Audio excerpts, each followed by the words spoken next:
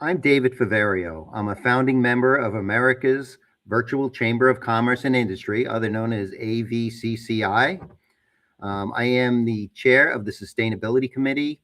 We look to educate people and businesses on how to be more sustainable and how to introduce sustainability into their business to be more efficient in their operations. I'm also the president of Pupfish Sustainability Solutions. Pupfish's data destruction methods are AAA NAID certified through iSigma, which certifies our adherence to the high security and ethical standards in the data destruction industry. We operate on a zero landfill policy, which means nothing winds up in the landfill. Everything's 100% repurposed or recycled back into the U.S. manufacturing stream. And Pupfish received our certified B Corporation status in 2021, and we are proud to be a force for the local and global good.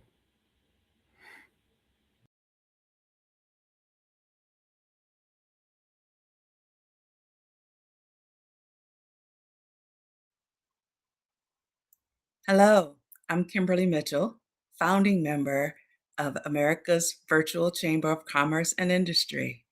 Visit us at www.abcci.us and become a member today. I'm also the owner of Emerald City Ventures. I work with Gen X women who find themselves in a pattern of stopping and starting and starting and stopping. And we reunite you with that version of yourself that you've been trying to reach for years. And she's in there. We're going to bring her out. So visit us at www.kimm.co or email me at theowner@emeraldcityventures.net.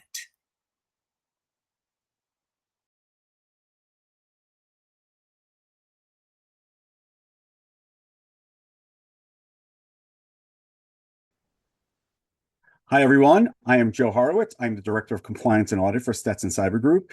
I am proud to be a member of the America's Virtual Chamber of Commerce and Industry, better known as the AVCCI.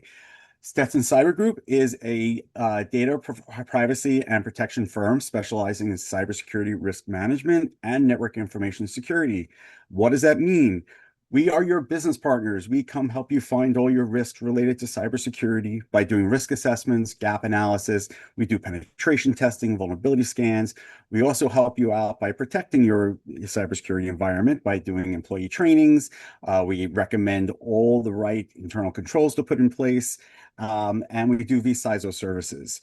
So my background has been in audit, risk, and compliance for 25 years. So we also get you prepared for all the compliances out there, whether it be federal or New York State, as far as like HIPAA, PCI, or if you're in New York State Department of Financial Services, we get you SOC 2 Type 2 compliant, ISO compliant, and CMMC for anyone who has to work with the federal government. Once again, a very proud member of the AVCCI, and look forward to seeing other chamber members in the future.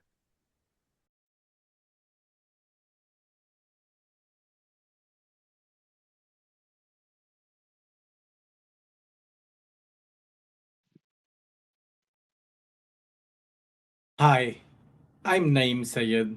I'm the founding member of America's Virtual Chamber of Commerce and Industry.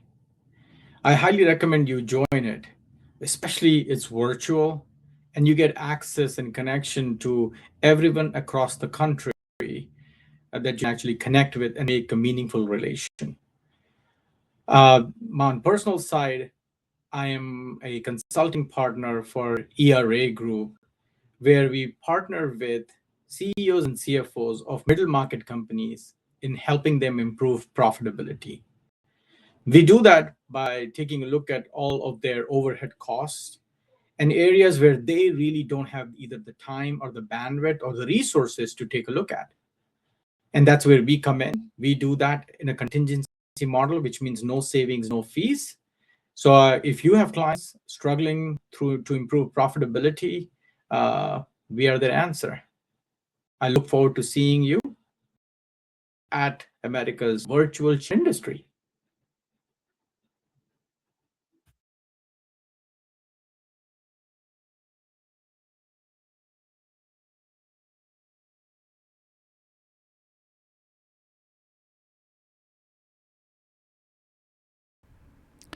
Welcome to the American Business Podcast. I'm Kevin Devecioglu, your host. I'm welcoming you episode 179. We are in Season 6 in the American Business Podcast. Quote of the day. As you know, we have a great partnership with missionstatements.com, and here is the quote of the day. This defines entrepreneur and entrepreneurship. The entrepreneur always searches for changes, responds to it, exploits it as an opportunity. Okay, great. Well, we have a special guest in the American Business Podcast today. I'm going to invite our guest to our virtual stage, and let's get the conversation started. Hello, Michael. Welcome to the American Business Podcast. Well, thanks for having me here. I appreciate it. How are you? How is your week going so far? So far, so good. Sounds good. Week. Where are you connected out of? At the moment, I'm in Vancouver, BC, Canada. All right, that sounds great. Well, I never been there, but I heard it's a beautiful place. So I'm glad you are connecting from Vancouver today. Yeah, the weather this week has actually turned really, really nice, so we're all happy about that. That sounds great. Well, actually, I've been waiting for this conversation, and if that's okay, we can get started. As a start, would you please introduce yourself and your organization to our listeners and to our viewers? Sure. Again, Michael Walsh. My company is called Walsh Business Growth Institute. I've run it for just over 30 years. And what we do, I'm a business strategist and business consulting firm. What we do is we help people grow small to medium-sized businesses, anywhere from 1 to 2 million at the low end, all the way up to 20 million to start, who want to achieve large-scale growth, double, triple, quadruple, or more in a 2 to 4 year period.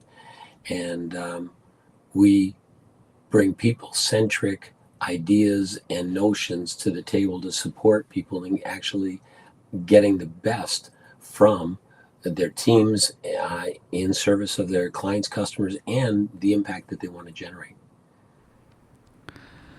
We are really curious about your career journey. How did you get started? How your career journey has unfolded over the years? Well, it's been a minute or two since I started. Back then, we were doing a lot of financial planning services, and I was doing tax planning. My undergrad is a double major in commerce and economics from the University of Toronto. And we were I was working with one couple. It was a vice principal of a school and his wife, and we were involved in different financial investments as well as some tax planning. And we actually got them involved in an investment. And as part of the tax planning, we were charging like $1,500 a year to do a back-to-back returns. In other words, husband and wife return collectively. Because of the investment, we were able to get, so in Canada, we have something called a T4, which is the equivalent of the US W2. And so on this person's tax return, his first name was Steve. He had, at that time, again, we're talking a few years ago, he was making $90,000 a year, and the withholding tax was $30,000. Because of the investment and the tax savings available there, we were able to get him $27,000 on his $30,000 back as a refund. He was delighted. We got, he and his wife taken care of. The next year he came back to us and said, can you take care of my tax returns again? I said, yeah, sure. The price, as you know, is $1,500. Hasn't gone up or anything for the two returns combined. And so the same investment gave us the opportunity to get that tax savings again. So that again, the second year, we got him $27,000 back and sent him a bill for $1,500. He proceeded to call me up and complain about the bill. And I said, okay, I told you that was the price for a back-to-back return, and you did get $27,000 back in your return for a second year. And he says, yeah, but you did that last year. What do you got new for me? And it was interesting because at that time I said, there's only so much tax you can save a person. You can't save them more than they paid in a lot of cases. And, if you put them in higher yield investments, sometimes those higher yield investments is because it's a higher risk and people do lose their money. But, what I also thought through was it's like, yeah, but if you can help somebody sell more, they'll keep paying you more. There's no lid on that one. So I actually switched gears and I started with outsourced sales management and supporting sales teams to grow their sales. And so that's literally how I actually moved off one and into the other. Okay, that's an interesting story and very informative. Yes, absolutely. Absolutely. What is the secret of your success?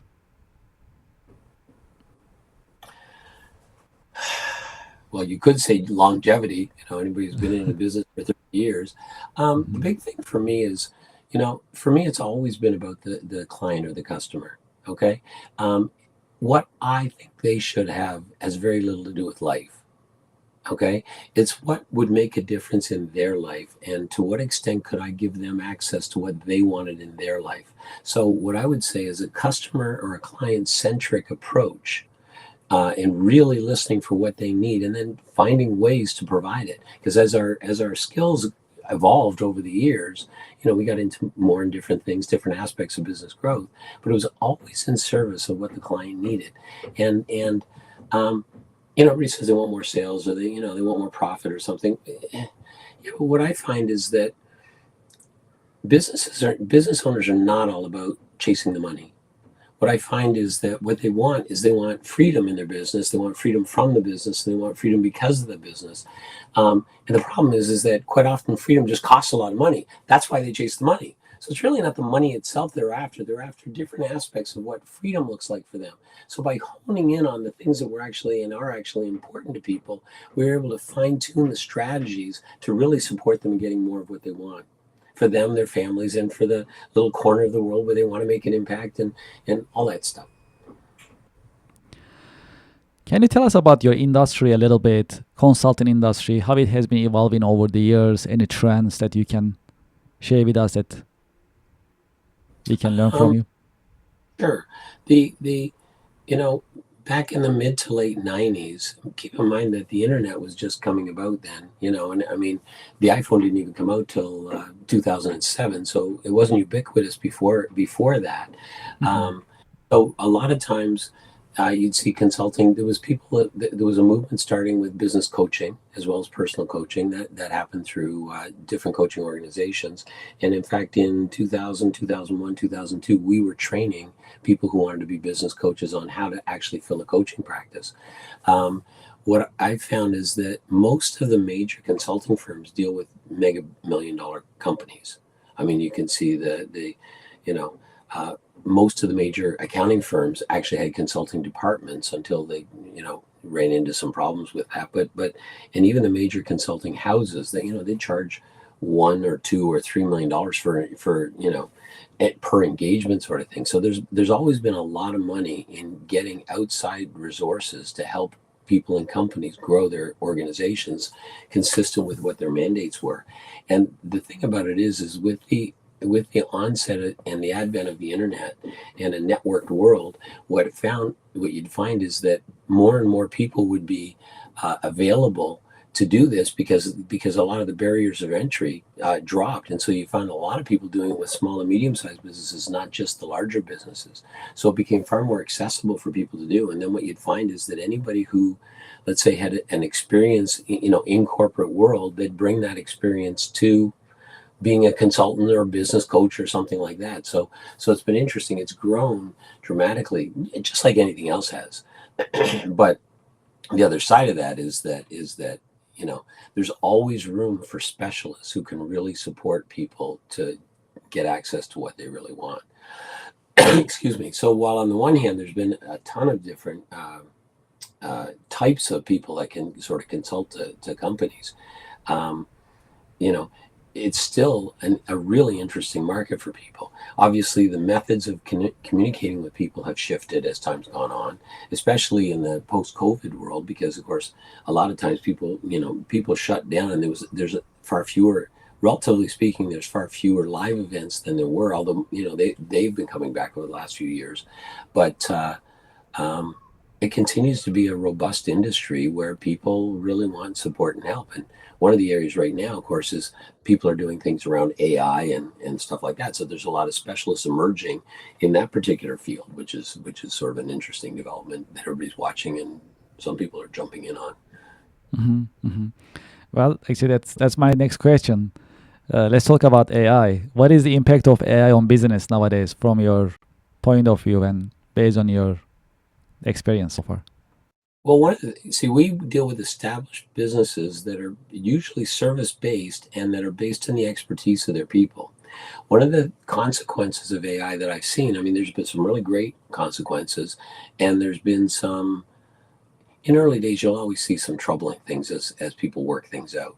So, for example, AI can be really good to replace junior level jobs by doing mundane tasks, way more effectively than an individual could.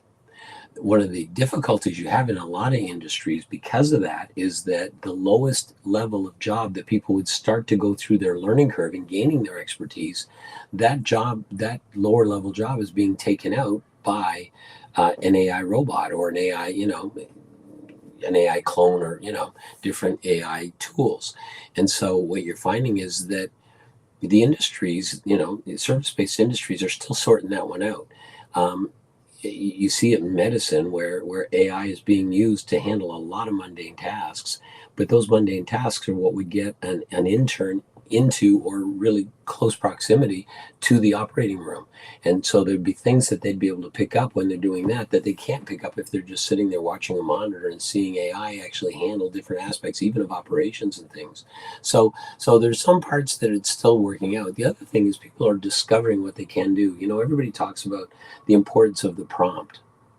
And everybody goes, yeah, you got to have an important prompt. So what happened? Yeah, most people, I won't say necessarily most people because more and more it's shifting, but many people treat AI prompts as the equivalent of a Google request. So they'll just type something in that's 1 or 2 sentences long, and then they wonder why they get sort of a generic answer.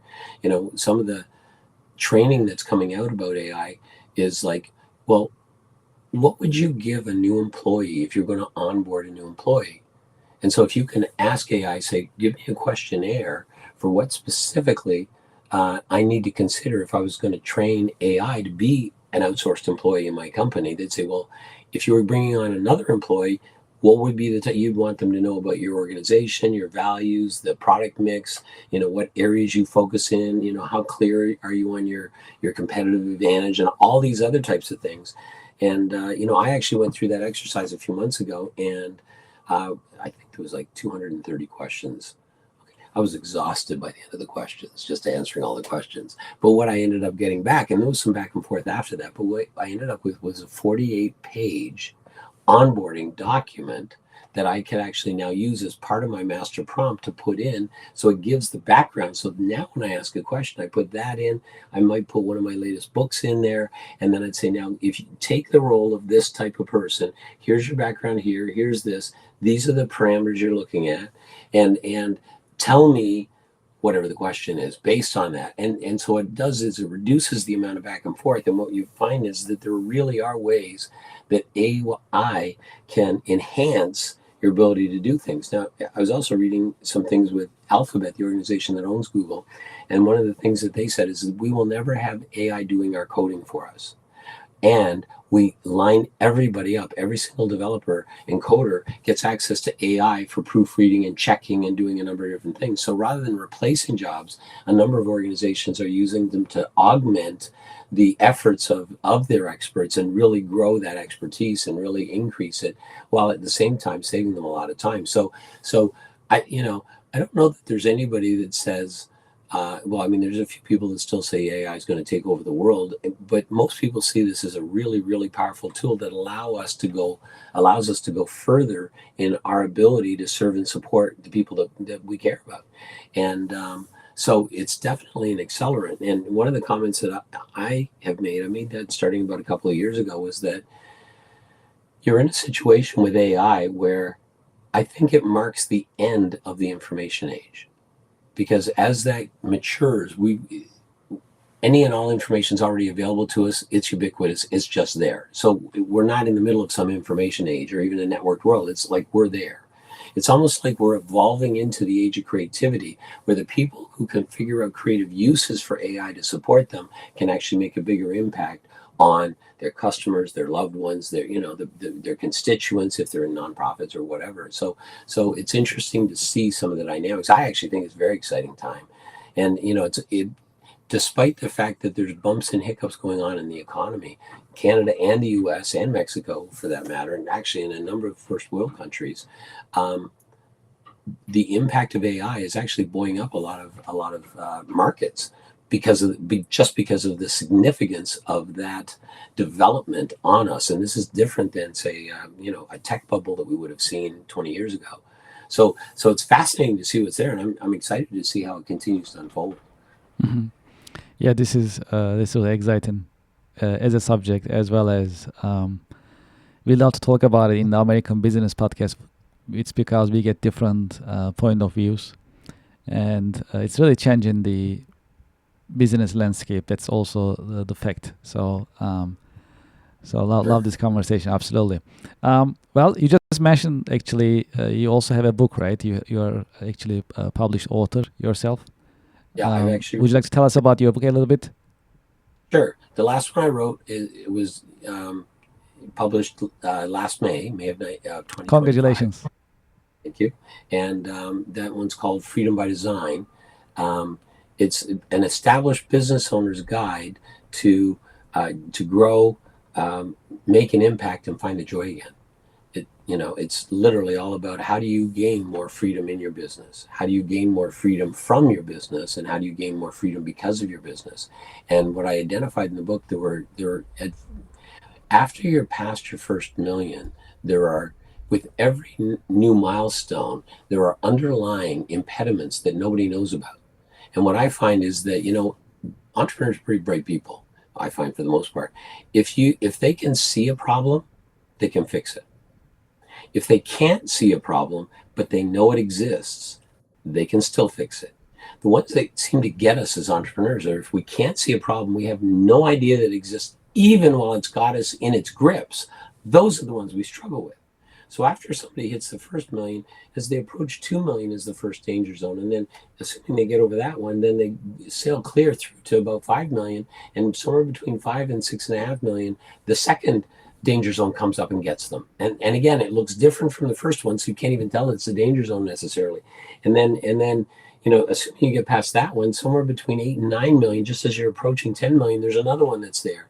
And then if you get through that, there's this sort of chasm between 12 million and 20 million in annual revenue that, again, you're too big, yet at the same time too small. So you're too big for the infrastructure you've been using up until now, and too small for the infrastructure you need to actually invest in to get you to go to, not only to 20 million, but well past it. The good news is that after you get past that one, there's not another danger zone until you hit about 40 million in revenue.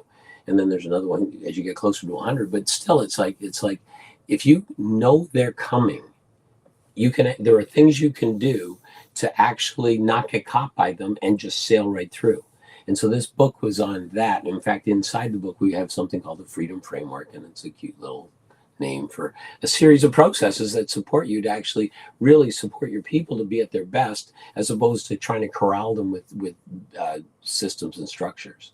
Now, that doesn't mean you don't need system structures. You absolutely do. Every step of the way, you always need systems. You always need structures. The key is, are you putting in systems and structures that support people to be at their best, or are you putting in systems and structures to get people to do what you want them to do? Because they have very different results and very different impacts on our levels of freedom. So that's a little bit about that book. Well, we love talking about books in the American Business Podcast. and especially those about business are very educational for us and our community, our business community love books. So I'm glad you mentioned and talk about your book. Let's talk about marketing practices. Based on your experience and observation, what are the best marketing practices for the highest ROI nowadays? Well, that's an interesting question. Here's the thing. I mean, marketing professionals will be the first to tell you that it's very hard to give people what they want. Okay, because there are so many different aspects to marketing that marketing people, they say, we can't give you what you want. We can give you what we know. And the truth is there's 42 different methods of marketing. There's 26 traditional and there's another 16 online. And, if I'm a book marketing specialist, guess what your strategy is going to look like? If I'm an SEO genius, guess what you're going to get?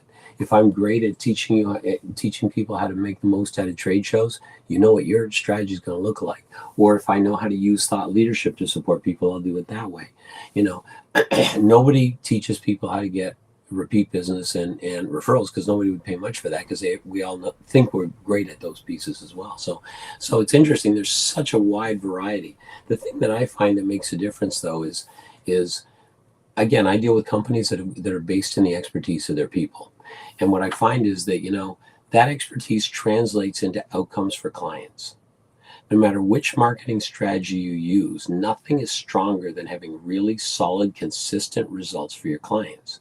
Now, in order to do that, you really have to narrow who you talk to or talk about instead of trying to be something for everyone, really picking a niche or an area and just focusing on those people and how can you make a specific measurable impact for those people.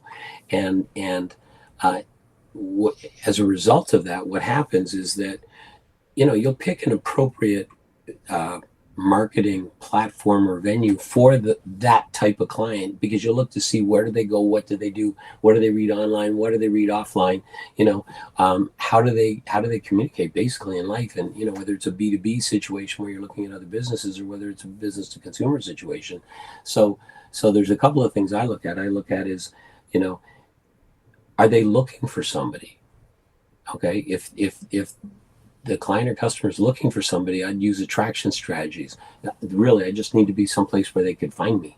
If they are not looking for somebody because it doesn't occur to them to do that, then I need to use solicitation strategies. But the other side of that is I have to, if my stuff is not compelling enough that would make a significant enough difference for them, doesn't matter what I do, they're just not going to be that interested in it.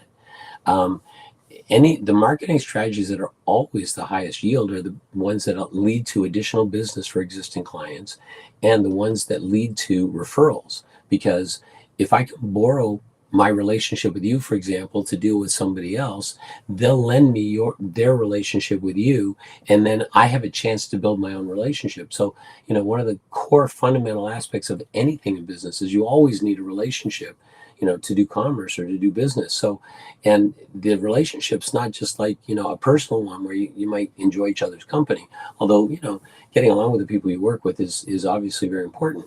It's more about, do I trust that if I give you my money, you're going to give me value back? So what's the credibility of what you're talking about with regards to things? Does it make sense to me?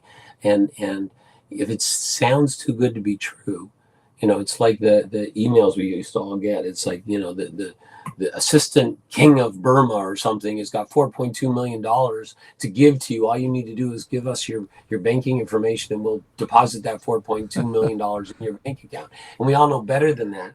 But at the same time, I mean, for a while, that stuff even worked, until people sort of caught on that it's like, hang on a second. So I find that the compelling nature of an outcome in a narrowly defined enough level of clarity on exactly who you serve gives any number of marketing strategies access to support you in actually making a difference. I know that's not a specific, this is better than that. But I don't know that there's one that's better for everybody other than repeat business. People love you and they want to keep doing business with you. This is good. Or getting referrals from people which again is also a good thing. So I hope you accept my non-answer. You know, No, these are biased these as are. That was great. Well, let's talk about leadership a little bit. How would you define leadership, and what are the great leadership qualities a good leader must have?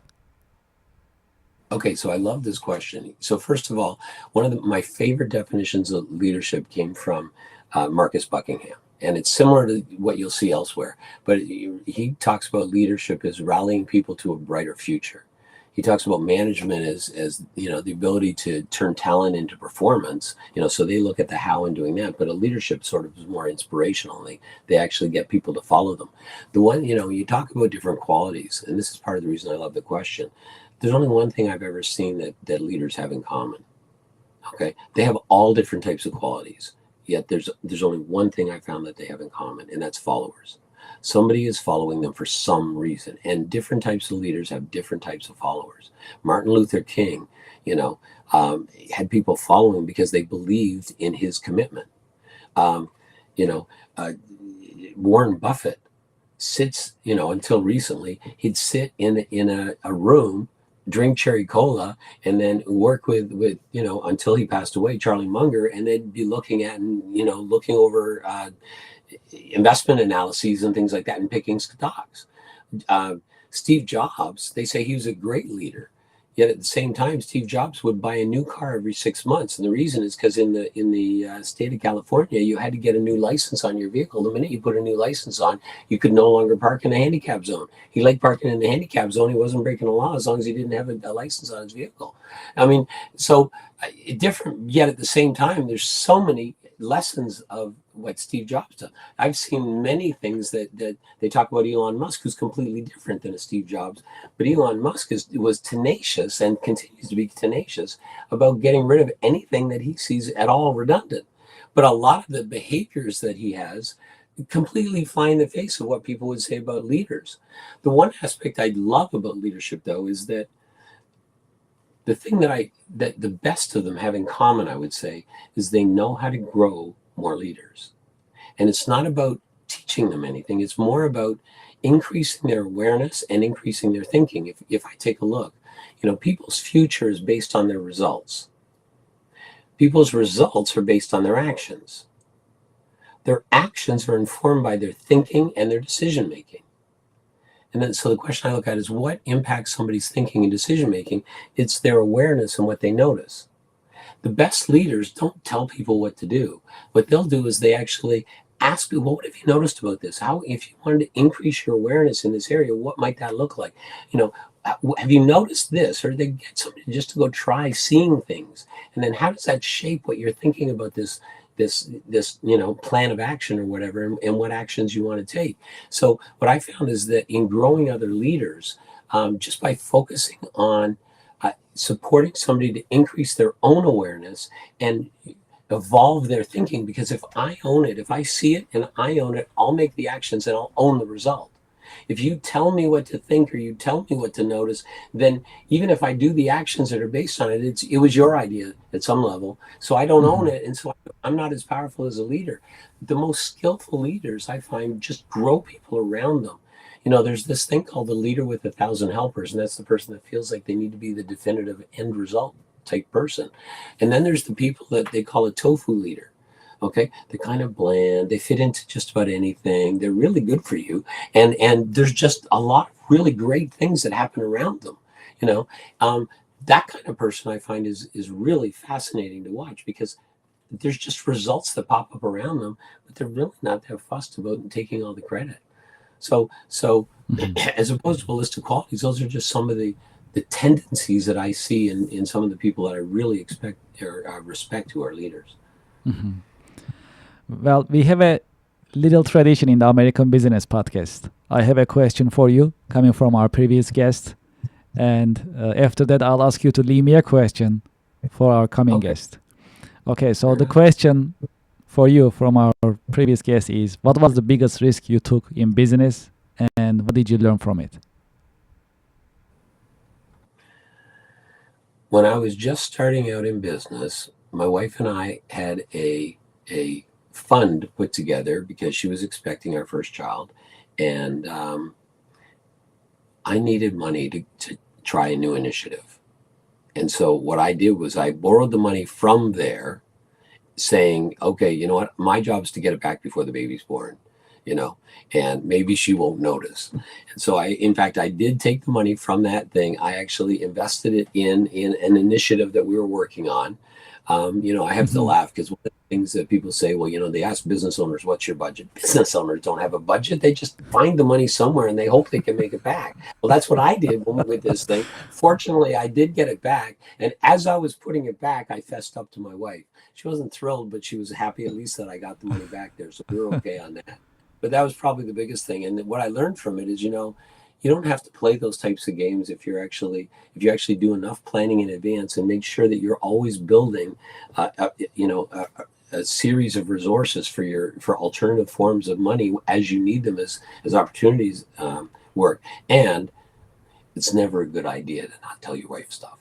So even though she settled down about that, she wasn't very happy about that, and it was just a dumb idea. So, but I managed to, I survived it. Let's just say that. It worked out well. Yes. It did work out. What is your question for the next guest? The question that I have for the next guest: what is the role of relationships in growing a business? Okay, we'll make sure to ask that question in the next episode, which will be our 180th episode. So coming up. I'm gonna have to check in and see exactly what You're gonna have to watch it, yes, to get the answer. Okay, this is great.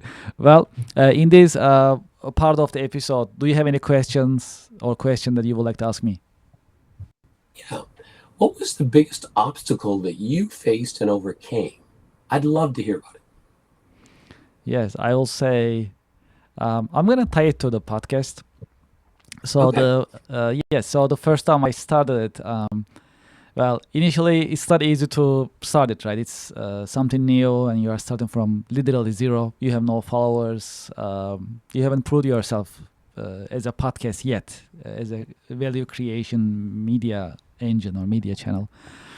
So I will say that was a challenge because in the beginning I did a lot of marketing and I put the word out. I was, introducing. So that was a big risk, I must say that, I started it. In a way, it's your reputation in a way, right? So you're starting it. This is your product. That's your media engine in a way. And then you take the risk and you work for it. I mean, you just do your best. You do your planning and you put the work. And it did work out well. So far, I'm really grateful. The result is good. And the podcast is growing. And as a matter of fact, because of this podcast, now America's Virtual Chamber of Commerce and Industry is starting, powered by the American Business Podcast. That's a new initiative. We are starting it, yes. So this is really exciting. That's another risk that we are taking, right? But that's just what it takes. So our followers, supporters, and actually our also community, they have been reaching out to me to get something started as a platform to help businesses and business owners and business professionals and executives meet and connect and create value. So then this idea came up. It's because there are different regions and cities or towns. They have chambers and associations, business groups. They are mostly local and they are serving their local community, which is great. I'm part of many of them. However, when you like to expand your business, when you like to have connections in other parts of the country, whether in Canada or in part of US, that's not easy from where you are in terms of your location, your regional connections. So this idea came to start America's Virtual Chamber of Commerce to plug that gap and help business owners to connect anywhere in the nation, in the US, as well as Canada and Mexico in terms of being virtual, removing all the boundaries, and powered by the American Business Podcast, meaning the media engine is to promote members of the business and put them in the member spotlight and introduce their business. No matter where they are, it keeps going. It's an ongoing publicity, and that's a differentiation. The publicity is a differentiation, being virtual and being national, regional, in a way that can make the connections another differentiation. So these are the things that I can share just to address your question. Yes. I love that. Well, thank you for answering my question. I do have a follow-up question if you're willing Yes, to sir. actually indulge. So you've built this podcast to be incredibly successful. And by the way, congratulations on that. Thank you. Because Thank that's you. and the impact you're having. I love the impact you're having, with the virtual chamber of commerce and everything. The question I have is, what's the biggest lesson you've learned from the journey that you've taken so far with regards to building out this podcast to be the success that it is? I will say coming up with a mission, something that will drive you every single day, and work for it. Just do it. Just keep on doing it. Just think about the mission in mind. So for the American Business Podcast, our mission is to promote, support, and uplift businesses and business community. That's our mission. So, and I'm quite a networker, and I meet with many different business professionals, business owners, executives, investors, and they work so hard. And especially small and mid-sized businesses that I've been seeing, they work so hard. They create employment. They pay their taxes, and I believe they can be promoted more. They are not promoted enough. They are not uplifted enough. So that's one of our missions, for example, to be the voice of American business and business in general, and that is a driving mission for me in this particular case. So have a mission and make sure to keep it in mind every single day and work for it, deliver it. Love it. Absolutely love it. Thank you so much for answering my two questions there. Of course. Great questions. Thank you for asking. Well, you have actually years of experience in business, and next generation professionals are coming up. What is your career advice for the next generation professionals? A lot of people are told, do what you love and the money will follow. And what I find is there's a lot of times, there's so many different things to love that doesn't necessarily give you something that'll make a difference. Here's what I find is, go find something to get really good at that makes value for somebody else. What you'll find is you won't go anything that you have a complete disdain for, that you will naturally go against that. So that I'm not worried about that. But if you find something that generates value for other people, then what'll happen is, as you get better at that, you actually do fall in love with parts of it. So you will end up being in love with what you do, but it's focused based on making a difference for others. And if you can actively make a difference for other people, that's absolutely the cornerstone of effectiveness in business. So that would be my advice, is to look for something that'll make a difference and go get good at that, and then contribute to other people. The rest takes care of itself. For those who like to continue this conversation, what is the best way that they can get in touch with you, learn about your company, and continue this conversation? Our website is walshbusinessgrowth.com, WALSH, my last name, businessgrowth.com. And you can just leave a note on that, and we'd be delighted to get in touch with you. We do have our R&D programs. We do have a number of different initiatives where we can actually interact with people. We're always doing things on LinkedIn as well. You can look for Michael Walsh Vancouver in LinkedIn. You can find me there as well. So either one of those would work.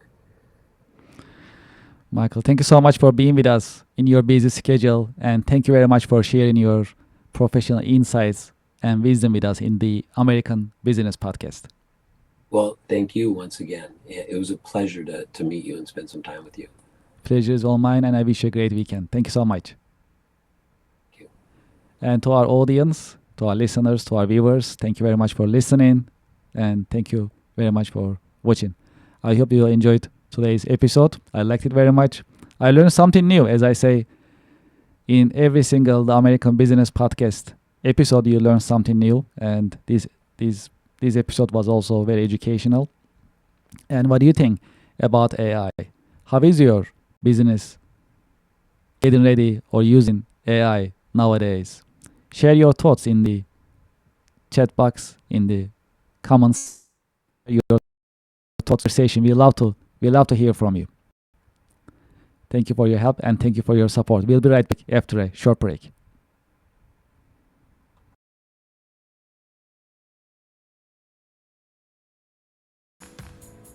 Would you like to listen to music during your work time?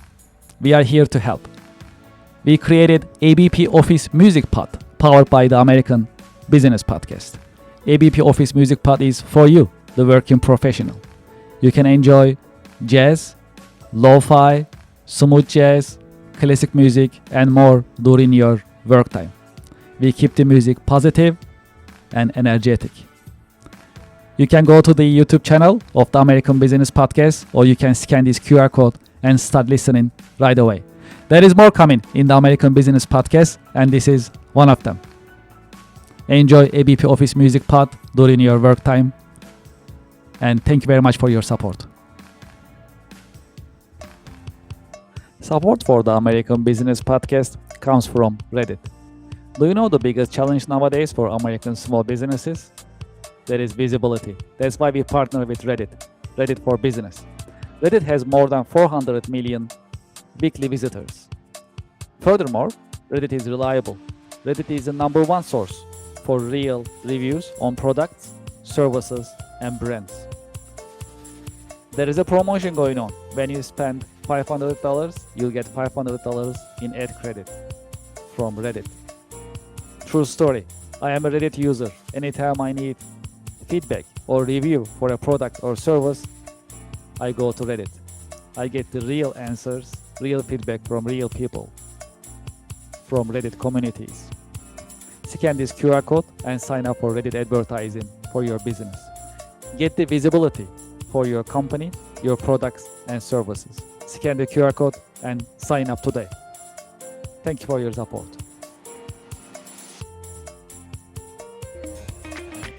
Support for the American Business Podcast comes from Gemini Trust. Gemini makes crypto simple. Find, trade, and buy over 70 different coins, including Bitcoin and Solana, on the best cryptocurrency platform. Gemini Trust. Start trading crypto here. I have the QR code on the screen. You can scan the QR code and start signing up today. Because they have a great customer service, you can reach out to them and get assistance 24/7. Scan the QR code and start trading crypto on Gemini. Thank you for your support. Support for the show comes from Yelp. You know, I've been talking to more than 100 business owners in the American Business Podcast. Do you know the biggest problem for small businesses nowadays? It is visibility. That is why you should sign up and list your business on Yelp for Business. I have the QR code on the screen, and when you scan the QR code, the form will show up on your screen and you can sign up on the registration form. It comes with free trial with no obligation. Make it easy for your customers to find you. Do you know there are more than 70 million customers visiting Yelp website looking for services from businesses just like yours? Restaurants, home services, professional services, and many other businesses are being searched on Yelp on daily basis. That's a great opportunity. If you list your business on Yelp, you'll be findable, searchable, and you'll be visible. When you are visible, when your customers are able to find you, you're in business. You can get opportunities, you can get leads, you can build a healthy and profitable pipeline. Consider Yelp for Business. Scan the QR code, sign up, and start your free trial. It comes with free trial. Very comfortable, no obligation. List your business and start getting the results and enjoy the benefits of Yelp Business. Thank you for your support.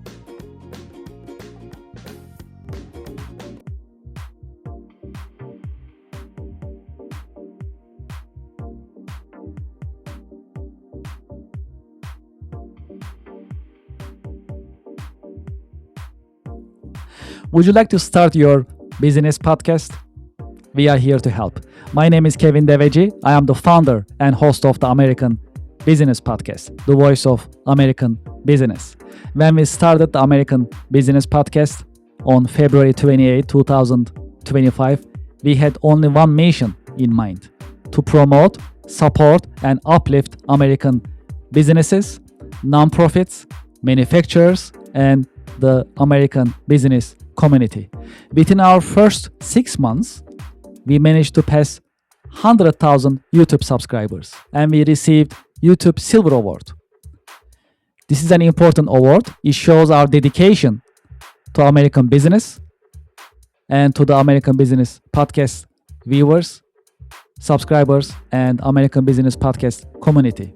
Now you can have your own branded company podcast within the American Business Podcast Network. You can promote your company, your products, your services, and you'll have instant visibility in front of thousands of the American Business Podcast viewers, subscribers, and followers. You can promote your company, your products and services. You can educate and inspire businesses and individuals. More importantly, you can tell your story, your brand story. How did you get started? What makes you different? And how you are helping your customers and communities. As you know, in the American Business Podcast, I've been talking to more than 100 American businesses. Each business has a story that is inspiring and motivational. I know your business also has a great story which is motivational and inspiring. It is time for you to have your business podcast within the American Business Podcast Network. We help you start your business podcast and we help you grow your business. This is a great opportunity for you to be visible in the marketplace in front of thousands of the American Business Podcast viewers and subscribers. And this is a great opportunity for us to fulfill our mission to promote, support, and uplift American businesses. Please send us an email and let's get the conversation started. It is PaaS@americanpodcast.tv. Business podcasting as a service. Powered by the American Business Podcast, the voice of American business. The American Business Podcast is America's fastest growing educational business podcast network in this age of AI. My name is Kevin Devecioglu. I'm the founder and host of the American Business Podcast, and I'm looking forward to hearing from you, working with you, and help you grow your business with your new business podcast. Thank you very much.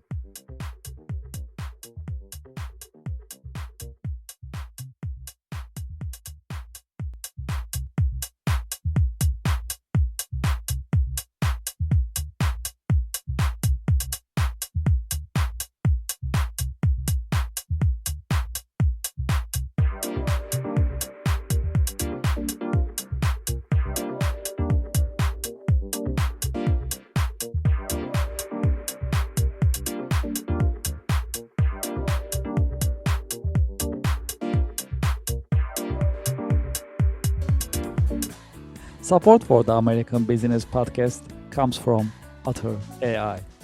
Otter is the AI note taker that builds your knowledge and powers your workflow with transcription, automated summaries, AI chat, and more. Get your AI-powered assistant for meeting notes, tasks, and more. Scan the QR code on the screen and sign up today.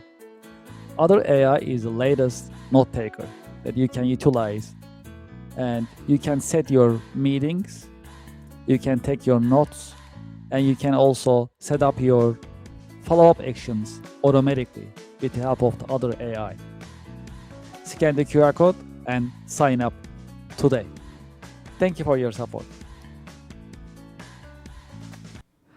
Thank you for being with me in the American Business Podcast. If you'd like to be a guest in the American Business Podcast, please send us an email, guestbooking@americanpodcast.tv.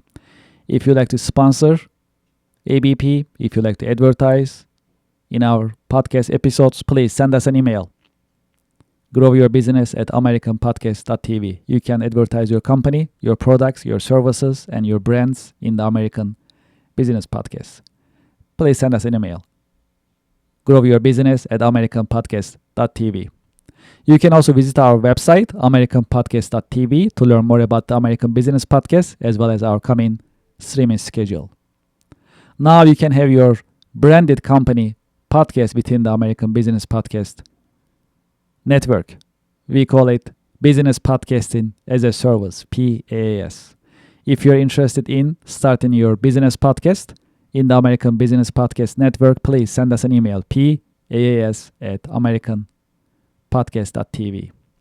As part of our international expansion, we started international podcast editions. When you scan this QR code, it'll take you to our YouTube page. And please go to the podcast section in our YouTube page and you'll see our international podcast editions. They are ABP Espanol, ABP German, ABP French, ABP Hindi, ABP Portuguese, and ABP Turk, that you can listen to American Business Podcast in 6 different foreign languages. Okay, well, we are in the process of increasing our presence in social media. If you're on LinkedIn, please scan this QR code and subscribe, follow us on LinkedIn. If you're on TikTok, please scan this QR code. It'll take you to our TikTok page. Please subscribe. Please follow us. If you are on Instagram, please scan this QR code. It'll take you to our Instagram page and please subscribe. If you are on Facebook, we'll also appreciate your help and support. Please scan this QR code. It'll take you to our Facebook page and please follow us. And finally, we are on IMDb next to other reputable media productions. Please scan this QR code, go to our IMDb page, and please rate us on IMDb. We'll truly appreciate your help and support. I'd like to thank you for your help. Thank you for your support. I'm looking forward to seeing you in coming The American Business Podcast episodes. The American Business Podcast is the voice of American business. The American Business Podcast, America's fastest growing educational business podcast network in this age of AI. Thank you very much for your help and looking forward to seeing you. Thank you.